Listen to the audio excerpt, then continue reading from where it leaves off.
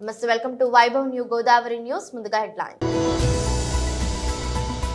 నేటి విద్యార్థులను యువతను వ్యవసాయ రంగంలోకి రావడానికి మల్లికార్జున్ ఆదర్శం.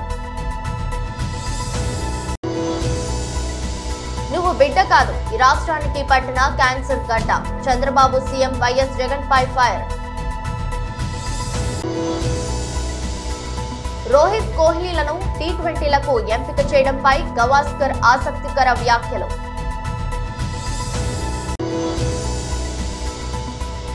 విమానం గాల్లో ఉన్నప్పుడు ఒక్కసారిగా మంటలు చెలరేగాయి. కరీంనగర్ జిల్లా యువ రైతు మల్లికార్జున్ లాంటి ఉన్నత విద్యావంతులు సమీకృత వ్యవసాయం చేయడం అభినందనీయం. నేటి విద్యార్థులను యువతను వ్యవసాయ రంగంలోకి రావడానికి మల్లికార్జున్ ఆదర్శం ప్రధాని. मल्टीनेशनल कंपनी में नौकरी करने के बजाय आपको ये खेती करने का विचार कैसे आया? खेती मेरे को बहुत पसंद है सर। खेती करने के लिए पढ़ने लिखना लोगों से और अच्छी खेती करता है सर। मैं मानता हूँ मेरा सिस्टम इंटीग्रेटेड फार्मिंग सिस्टम में केवीके शास्त्रवेत्ता करीमनगर को सूचना और सलाह से फॉलो कर रहा हूँ सर। एक गाय बकरी मुर्गी मछली पालन करते एंड प्राकृतिक खेती भी शुरू किया है सर। एंड देशी पैडी वेराइटीज में भी कल्टिवेट कर रहा हूँ सर। ये देशी इंडिजिनस राइस वेराइटी से हम कल्टिवेट कर रहा हूँ सर। ये नवारा इंडिजिनस पुराना कले के लिए सर। डायबिटिक का राइस ही है सर। काला बट्टी राइस कल्टिवेट कर रहा हूँ सर। मणिपुर ब्लैक ये भी कल्टिवेट कर रहा हूँ सर। ये इंटीग्रेटेड फार्मिंग सिस्टम के 5 से मेरे को इनकम आ रहा है सर। मोनोक्रॉप सिस्टम में मेरे को ओनली 12 एकर्स में मेरे को 6 लाख मिला है सर। ये इंटीग्रेटेड फार्मिंग के अप्रोच करने के साइंटिस्ट का करीमनगर के सूचना और सलाह से मेरा इनकम 12,35,000 मिला है सर। मेरे को ICAR से इनोवेटिव फार्मर अवार्ड मिला है। उपराष्ट्रपति वेंकैया नायडू माननीय जी से प्रकृति खेती का अवार्ड రైతు నేస్తం अवार्ड मिला है सर। मेरे को मैं देखने के बाद मैं आसपास गाँव भी फार्मर भी चालू किया है सर। ये इंटीग्रेटेड फार्मिंग एंड प्राकृतिक खेती के लिए फार्मर को ट्रेनिंग दे रहा हूँ सर। अच्छा मल्लिकार्जुन जी, क्या एक काम मेरा कर सकते हैं आप? जरूर सर। अच्छा, आप कभी कभी यूनिवर्सिटीज में कभी बच्चों को जाकर के लेक्चर दीजिए, ताकि पढ़े लिखे लोगों को लगे कि किसानी से भी कितनी बड़ी रिवॉल्यूशन की जाती है। क्योंकि पढ़े लिखे लोग अगर किसानी में आते हैं तो ज्यादा लाभ होता है। सही सर। अच्छा मल्लिकार्जुन जी, जैसा आप पढ़े लिखे एक व्यक्ति खेती की तरफ बढ़ते हैं तो मुझे तो बहुत आनंद हुआ, और देश में जो भी लोग सुनते होंगे उन सबको आनंद होगा। किसानी में कितनी संभावना है इसका आप एक मजबूत उदाहरण है। और आप केमिकल फ्री फार्मिंग भी करते हैं, पशुपालन भी करते हैं, मत्स्य उद्योग भी करते हैं, यानी आप नए नए प्रयोग भी करते हैं, आप लोगों को ट्रेनिंग भी देते हैं, कितना सारा करते हैं आप। यानी आपने अपने शिक्षा भले सॉफ्टवेयर इंजीनियरिंग की हो, लेकिन आपने काम इसमें लगाया।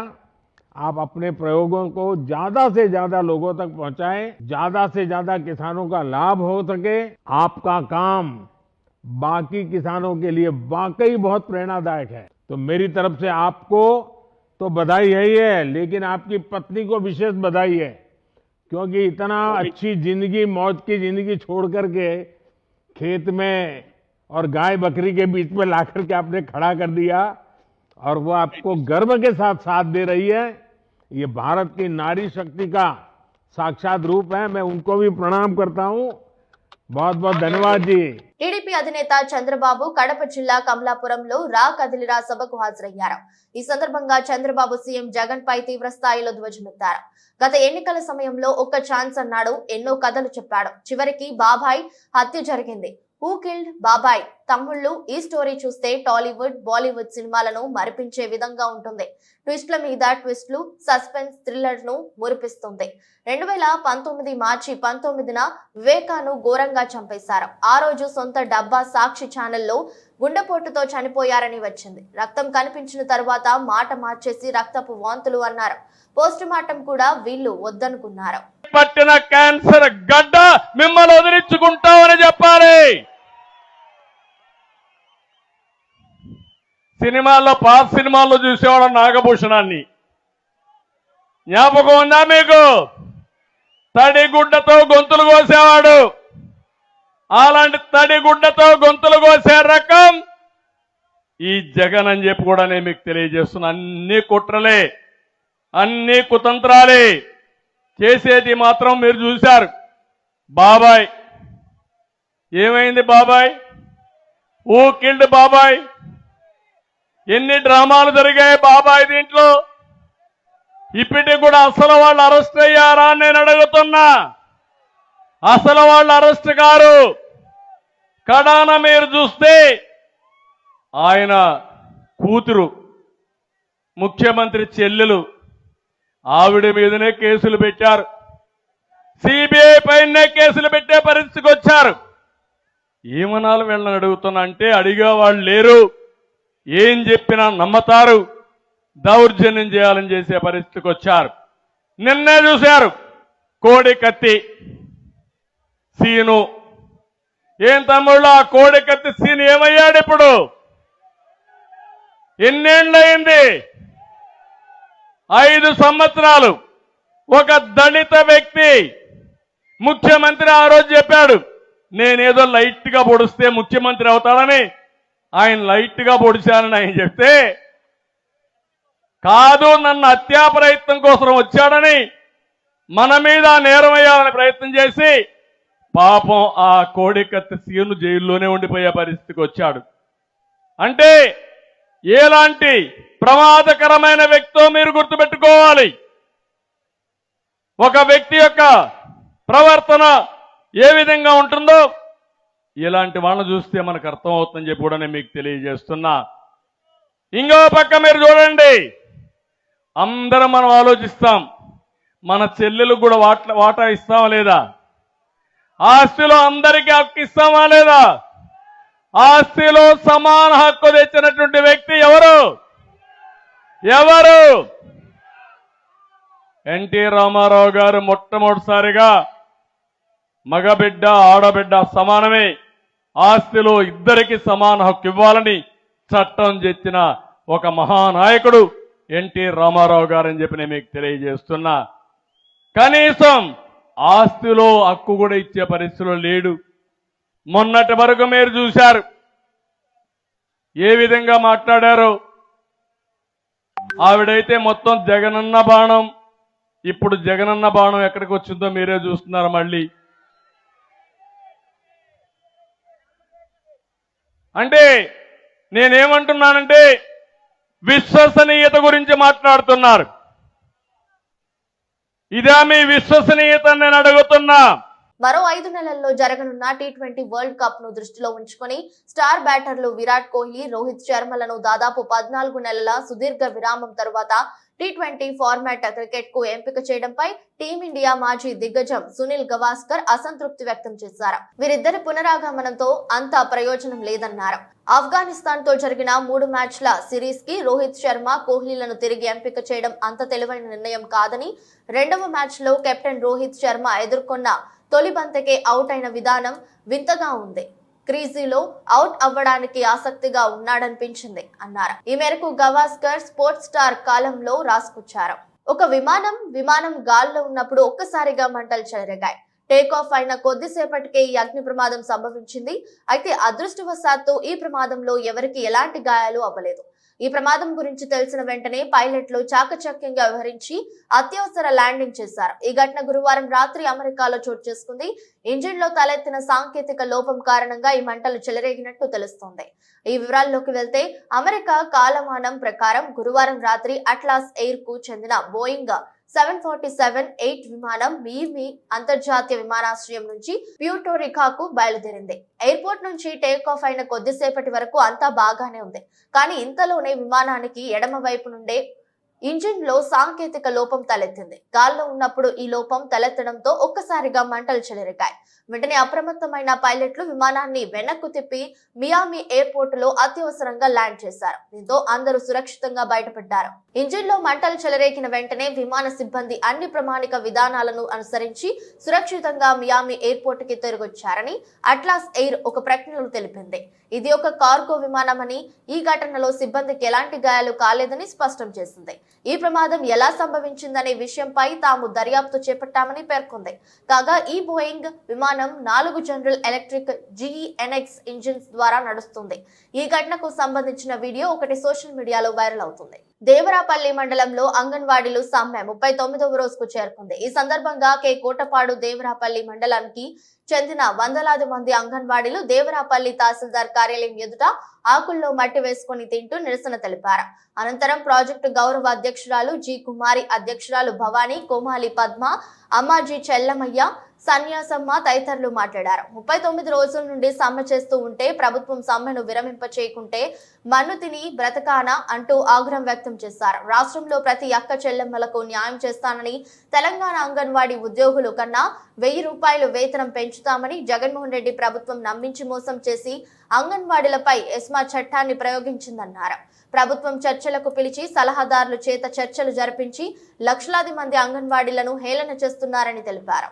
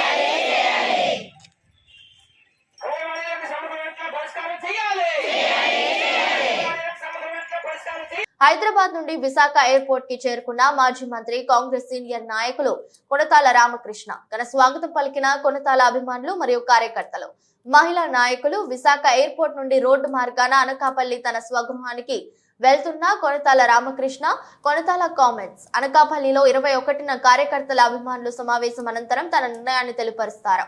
జనసేన అధినేత పవన్ కళ్యాణ్ తో స్టీల్ ప్లాంట్, పోలవరం, సుజల స్రవంతి, ఉత్తరాంధ్ర అభివృద్ధి వంటి అంశాలపై చర్చించారు. త్వరలోనే ఏ పార్టీలో చేరుతాను అనే అంశాన్ని వెల్లడిస్తారు. పోటీపై త్వరలోనే నిర్ణయం తీసుకుంటానని తెలిపారు.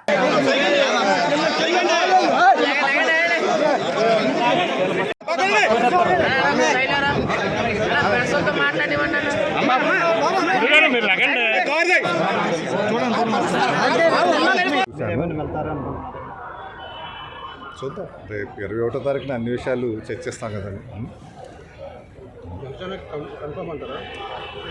నేను 21వ తారీఖున ప్రకటిస్తాను.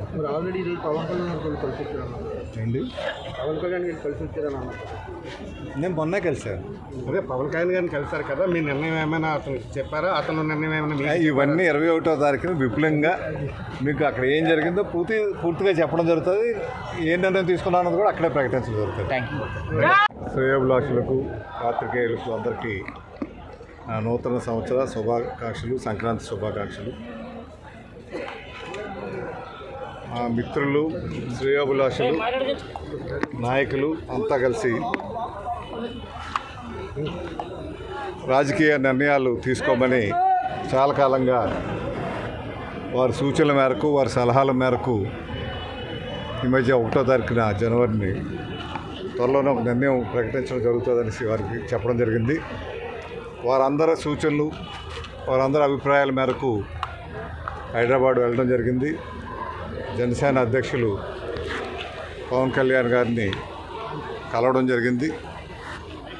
వారితో వివిధ విషయాల మీద చర్చలు కూడా జరపడం జరిగింది. వారితో ముఖ్యంగా ఆంధ్ర అభివృద్ధి విషయంలో కానీ, పోలవరం ప్రాజెక్టు, స్టీల్ ప్లాంట్ విషయంలో, ఉత్తరాంధ్ర సుజల స్రవంతి, రైల్వే జోన్ అని ఇతర అంశాలు ఏవైతే ఉన్నాయో ఆ అంశాలన్నిటి మీద మాట్లాడడం జరిగింది విపులంగా. ఇవన్నీ కూడా మా శ్రేయోభిలాషులతో, మా సోదరులతో, ఎవరైతే శ్రేయోభిలాష సోదరులు ఎవరైతే ఉన్నారో వాళ్ళందరితో మాట్లాడి, మిత్రులతో అందరితో మాట్లాడి రేపు ఆదివారం 21వ తారీఖున ఉదయం 10 గంటలకు అనకాపల్లిలో ఒక సమావేశం ఏర్పాటు చేయడం జరిగింది. ఈ సమావేశంలో జరిగిన విషయాలన్నీ కూడా వారితో తెలియపరిచి వారి అభిప్రాయాలన్నీ కూడా తీసుకొని వారందరి అభిప్రాయాలు క్రోడీకరించి నా నిర్ణయం 21వ తారీఖున నేను అనకాపల్లిలో వీళ్ళతో అందరితో మాట్లాడాక సమావేశం అయినాక నేను ప్రకటించడం జరుగుతుంది. సార్ మీ అభిమానులు అందరూ ఎమ్మెల్యేగా పోటీ చేయాలని కోరుకుంటున్నారు, దానిపై చూద్దాం. అసలు ముందు రాజకీయ నిర్ణయంతో ఏ పార్టీకి అన్నది ముందు నిర్ణయం అయితే అప్పుడు తర్వాత అన్నది ఎమ్మెల్యేవా ఎంపీయా ఏం చేస్తాం అన్నది మనం చేరే పార్టీ బట్టి ఆ పార్టీ నిర్ణయం బట్టి ఆధారపడి ఉంటాయి. కాంగ్రెస్ పార్టీ ఉమ్మడి నెల్లూరు జిల్లా దొరవారి సత్రం మండలంలోని వెదురుపట్టు సమీపంలోని పంట పొలాల్లో సులూరుపేట శాసనసభ్యులు కలివేటి సంజీవయ్య వ్యతిరేక వర్గం సమావేశం. మాకొద్దు జగనన్నే ముద్దు బాయ్ బాయ్ సంజీవయ్య అంటూ సూలూరుపేట శాసనసభ్యులు కిలివేటి సంజీవయ్య వ్యతిరేక వర్గం ప్లకార్డులతో నిరసన నినాదాలు హోరెత్తించారు. గురువారం దొరవారిసంత్రం మండలంలోని వెదురుపట్టు రోడ్డు సమీపంలో ఉన్న కళ్ళత్తూరు రామ్మోహన్ రెడ్డి పంట పొలాల మధ్య అసమ్మతి వర్గం భారీ సమావేశం నిర్వహించారు. ఈ కార్యక్రమానికి వైఎస్ఆర్సీపీ రాష్ట్ర కార్యదర్శి కట్టా సుధాకర్ రెడ్డి, రాష్ట్ర రైతు విభాగం కోశాధికారి Rammohan Reddy, Sullurpeta municipal chairman Dabbala Sumanth Reddy, Naidupeta municipal vice chairman 786 Rafi, Sullurpeta పట్టణ పార్టీ అధ్యక్షులు కళ్ళత్తూరు శేఖర్ రెడ్డి ఉమ్మడిగా అసమ్మతి సమావేశాన్ని ఏర్పాటు చేశారు. వీరి ప్రధాన ఎజెండా శాసనసభ్యునిగా కొనసాగుతున్న కిలివేటి సంజీవయ్యకు సీటు రాకుండా చేయడమే వీరి ప్రధాన లక్ష్యంగా కనిపిస్తుంది. ఈ సమావేశంలో కట్టా సుధాకర్ రెడ్డి మాట్లాడుతూ మంచివారిని గెలిపించుకున్న కిలివేటి సంజీవయ్య సూళ్లూరుపేట నియోజకవర్గంలో గ్రూపు రాజకీయాలు చేస్తూ ఆయన వ్యతిరేకించిన ఒక గ్రూపును ఏర్పాటు చేసుకుని రాజకీయాలు చేస్తున్నారన్నారు. మనస వాచ నీతిగా నిజాయితీగా నేను నిర్మిస్తే ఒకటే మాట, ఆయన డబ్బులు కొట్టేశాడు. లేదు ఎస్కి మద్రాసు పంపించిన అంటున్నారు, ఆ దిక్కు ఇల్లు స్టీల్ అమ్మేసిన అంటున్నారు, తర్వాత వచ్చేసి సిమెంట్ అమ్మేసిన అంటున్నారు. నన్ను నానా గందరగోళం చేస్తున్నారు. కాబట్టి నన్ను వీళ్ళంతా ఓడిస్తారు.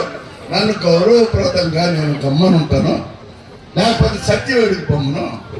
ఆడంతా మీ కమ్యూనిటీ ఉంది, ఆడకపోతే నీ అదృష్టం ఎట్టుంటుందో ఆయన వద్దంటాం, లేకపోతే గమ్మను ఉండి అంటే ఎమ్మెల్సీ ఏదైనా వస్తారు. ఇంత వ్యతిరేకత ఉందని చెప్పమన్నా స్నేహితుడు. నేను వదులుకుంటానా? ఓడిపోతే నేను ఇన్ఛార్జ్ తీసుకుంటాను, వీళ్ళని సాధించేస్తాను, చొక్కలు చూపిస్తాను. వీళ్ళని మమ్మల్ని చొక్కలు చూపిస్తున్నాను. పార్టీ కోసం విధేయులుగా పనిచేస్తున్నారు. మనిషి పక్కన పెట్టేసి తెలుసుకుంటా వచ్చారు. సరే, అది కూడా పైకి తెలియకుండా ఉండే. తర్వాత పంచాయతీ ఎలక్షన్లు వచ్చాయి. పంచాయతీ ఎలక్షన్ లో ప్రతి ఊర్లో అదే పార్టీలో ఒక మనిషిని పెట్టి పోటీలకి అతను తెలుగుదేశం వైఎస్ఆర్సీపీ పోటీ లేదు. ఎక్కడ వైఎస్ఆర్సీపీకే పోటీ. అది ఎక్కడ వచ్చిందంటే సంజీవయ్య ప్రతి ఊర్లో ఒక మనిషిని పెట్టి ప్రతి కొంత డబ్బులు ఇచ్చి, లేదు ఎవరో నాబోటో కొంత ఇవ్వమని చెప్పి ఆ క్యాండిడేట్కి ఆ ఊర్లో అని చెప్పి ఆ మాదిరి చెప్పి ప్రతి ఊర్లో పార్టీని చీల్చి రెండుగా చేశాడు. పార్టీని రెండుగా చీల్చి ప్రతి ఊర్లో ఇది పెట్టి ఈ మాదిరి గ్రూప్ రావడానికి కారణం, మొదటి కారణం సంజీవయ్య. రెండో కారణం ఈ మాదిరిగా ఇంత పెద్దదిగా ఉత్పత్తి చేయగలడానికి కారణం ఏంటంటే, మొదటి కారణం సంజీవయ్య, రెండో కారణం సత్యనారాయణ రెడ్డి. సత్యనారాయణ రెడ్డి మొదట్లో నా ఎదురుకుండానే చూసాం, ఆర్ఎంపీ బంగ్లాలో ఎదురుగా నా ఎదురుకుండానే చెప్పులు వేసుకున్నారు ఒకరితో ఒకరు. అంత పెద్ద కలిసారు, నేను సాక్ష్యం దానికి. సరే ఓకే, అదే మంచిదే. సరే జరిగింది. ఇంత పరిస్థితి వచ్చినప్పుడు సత్యనారాయణ రెడ్డి మేము పోయినప్పుడు ఏం చెప్పాడంటే, మనం అందరం ఈశ్వరాన్ని చేసేది లేదు, ఎట్టి పరిస్థితుల్లో చెయ్యం, మీరందరూ అండగా ఉండండి చేసిన పెద్ద మనుషులు. ఇలా నువ్వు కక్ష పార్టీలో నిన్ను నిలబెట్టినా కూడా నీకు ఎలా ఓట్లేస్తారు మీరే చెప్పాలి. ఇక వాళ్ళందరూ కూడా నిన్ను 2014-19 నిన్ను 2 పర్యాలు ఎమ్మెల్యేగా గెలిపించిన వాళ్ళు. నువ్వు 2019 90% పాఠాలు 2014-19 నీకు గెలిపించాలి. ఈ రోజు వ్యతిరేకత చేస్తుంటే నువ్వు ఎలా సీట్ తెచ్చుకున్నా కూడా గెలవగలుగుతావు. ఇది నువ్వు ఆలోచించుకోవాల్సిన ఎంతైనా ఉంది. పార్టీ అధిష్టానం కూడా దీన్ని ఆలోచించుకొని వైఎస్ఆర్ కాంగ్రెస్ పార్టీ నాయకులు, పాత నాయకులు, కార్యకర్తలు ఉత్సాహంగా ఉండే విధంగా అభ్యర్థిని మార్చి మళ్ళీ జగనన్న మేమందరం కష్టపడి ఎవరైనా అభ్యర్థిని ప్రకటించినా మాకు ఇబ్బంది లేదు. మమ్మల్ని మమ్మల్ని ఎవరికి పనిచేయమన్నా మేము పనిచేస్తాం కానీ సంజీవయ్యకి ఎట్టి పరిస్థితుల్లో మేము పనిచేసేది లేదని చెప్పి కూడా పెద్దలకు కూడా అధిష్టానం కూడా తెలియజేశాం. మరి అదేవిధంగా ఇక్కడ ఉన్న మన కార్యకర్తలు అందరం కూడా అదే నిదానంతో మన జగనన్నకు కూడా వెళ్లే విధంగా మనం తెలియజేస్తాము. ఇబ్బంది లేదు. మరి ఇంకా మా పెద్దలు పెద్ద ఆయన సత్యనారాయణ రెడ్డి గారు మీరు ఎందుకు వ్యతిరేకిస్తున్నారో క్లుప్తంగా చెప్పండి.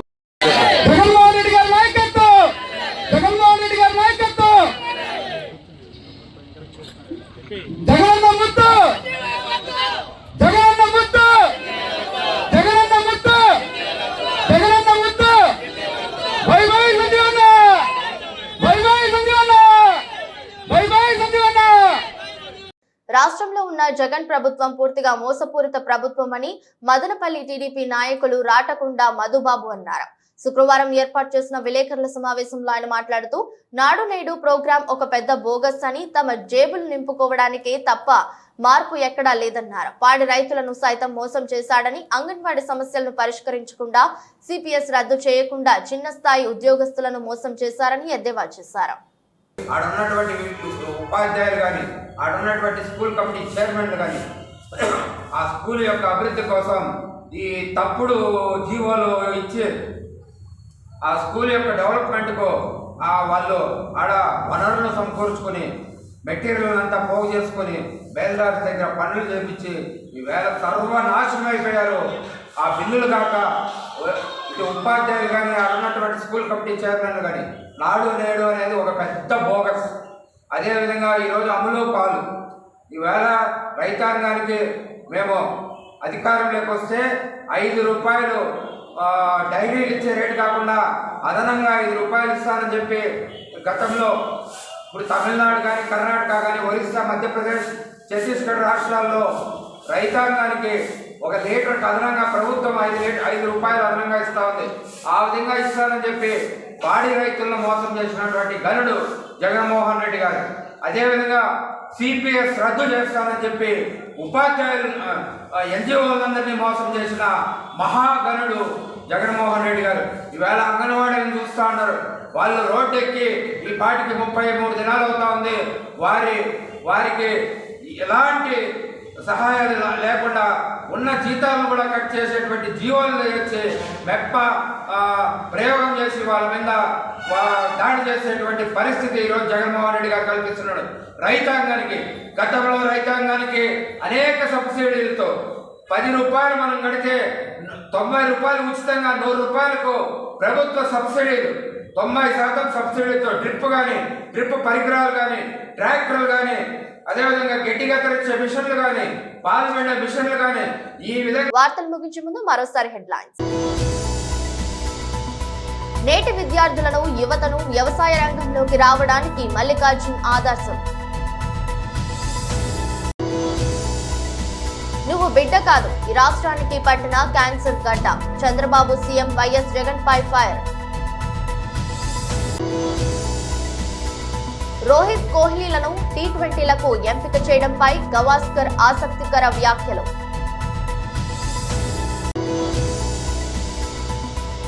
విమానం గాల్లో ఉన్నప్పుడు ఒక్కసారిగా మంటలు చెలరేగాయి. ఇది రోజు బులెటిన్. మరో బులెటిన్లో మళ్ళీ కలుద్దాం. అంతవరకు సెలవు. నమస్కారం.